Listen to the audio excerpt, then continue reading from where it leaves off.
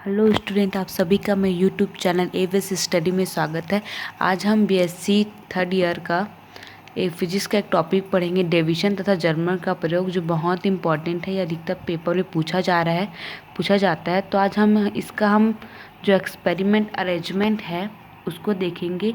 फिर next video में जो इसका प्रूफ करने का जो है उसको देखेंगे। तो आज हम क्या होता है, उसके प्रयोग में कौन कौन से ऑपरेटर्स लगते हैं, उन सब के बारे में जानते हैं। ठीक, तो सबसे पहले ये प्रयोग किस चीज़ के लिए किया गया वो जानना ज़रूरी है।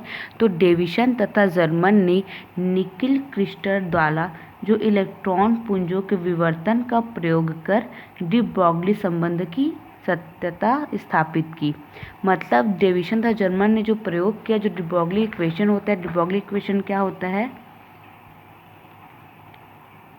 डी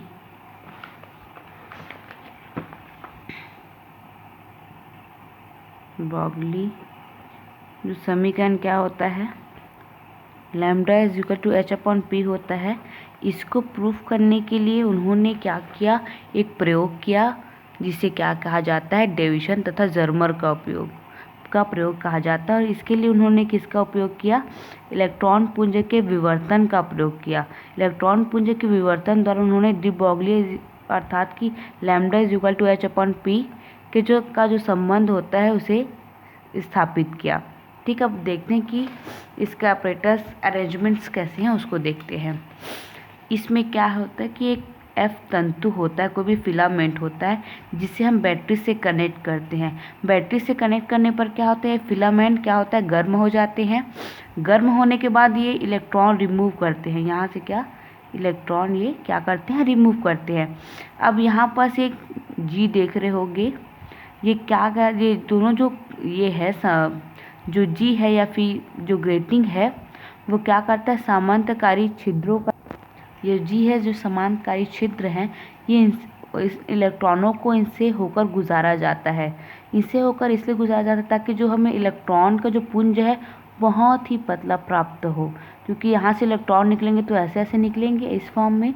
तो सिर्फ इस छिद्र से गुजार कर इस इलेक्ट्रॉन पुंजों को हम अत्यंत क्या करेंगे, पतला करेंगे। फिर पतला करके जस्ट इसके लंबवत एक निकिल क्रिस्टल रहता है, उस पर हम क्या करते हैं, आरोपित करते हैं। जब इस पर लंबवत आपतित होता है तो आपतित होने के बाद ये परावर्तित होगा। फिर परावर्तित होने के पश्चात जो परावर्तित किरणें हैं उनको एक डिटेक्टर द्वारा हम नाप लेते हैं कि उनकी जो परावर्तित हो रही हैं उनकी तीव्रता कितनी है, वो किसके द्वारा नापेंगे, इस डिटेक्टर के द्वारा। और ये डिटेक्टर इस पूरे वलय में ये मूव होता है, अर्थात यदि मुझे मतलब ये विकर्णित हो रही है तो ऐसे भी हो सकती है। तो इस डिटेक्टर को मैं यहाँ पास लाके इसकी तीव्रता मैं माप सकती हूँ। ये पूरा अरेंजमेंट कैसा है, जर्मर और डेविएशन के प्रयोग पर आधारित है। ये उसका ऑपरेटर्स हो गया। आशा करती हूँ कि आपको समझ में आएगा। अब देखते हैं कि बुक में कैसे मतलब ओरल मैंने समझा दिया, अब एक एक लाइन पढ़ के समझते हैं कि क्या बोला जा रहा है बुक से।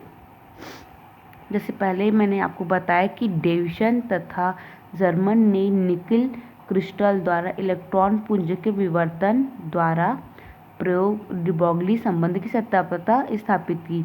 अर्थात यहाँ पास निकिल है, यहाँ पास इलेक्ट्रॉन पुंज है, फिलामेंट से इलेक्ट्रॉन निकले तो यहाँ से इलेक्ट्रॉन पुंज का विवर्तन हुआ, जिसके द्वारा हम किसको साबित करेंगे, डी ब्रॉगली इक्वेशन को। यहाँ तक लाइन क्लियर है। उसके बाद क्या कहा गया कि इसमें तंतु F को एक बैटरी B से गर्म करके इलेक्ट्रॉन सर्जित किया जाता है। जैसे कि मैंने पहले बताया कि इस फिलामेंट को किससे कनेक्ट करते हैं, बैटरी से कनेक्ट करते हैं, जिसके थ्रू इस फिलामेंट से क्या इलेक्ट्रॉन उत्सर्जित होता है।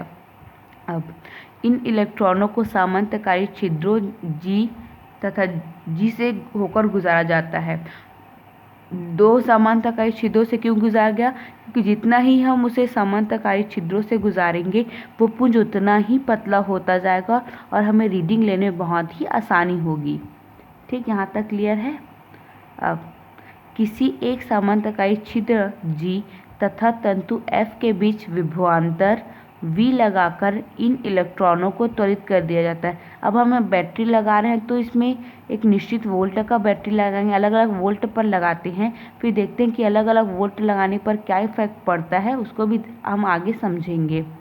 उसके बाद क्या बोला जा रहा है कि छिद्र G को तंतु F के सापेक्ष धनात्मक विभव पर रखते हैं।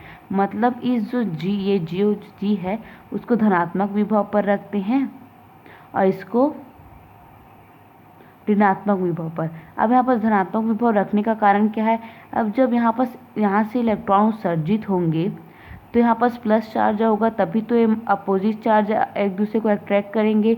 यदि यहाँ पर G को हम माइनस विभव पर रखते, माइनस वोल्ट पर रखते, ऋणात्मक विभव पर रखते, तो ये इलेक्ट्रॉन को रिफ्लेक्ट कर देता, मतलब कि रिपल कर देता, उसको अट्रैक्ट नहीं करता, मतलब आकर्षण नहीं करता, सेम चार्ज होने के कारण प्रतिकर्षित कर देता। इसलिए विपरीत चार्ज का यहाँ पर वोल्ट इसमें रखे हैं। ठीक, यहाँ तक क्लियर है। उसके बाद ये हो गया।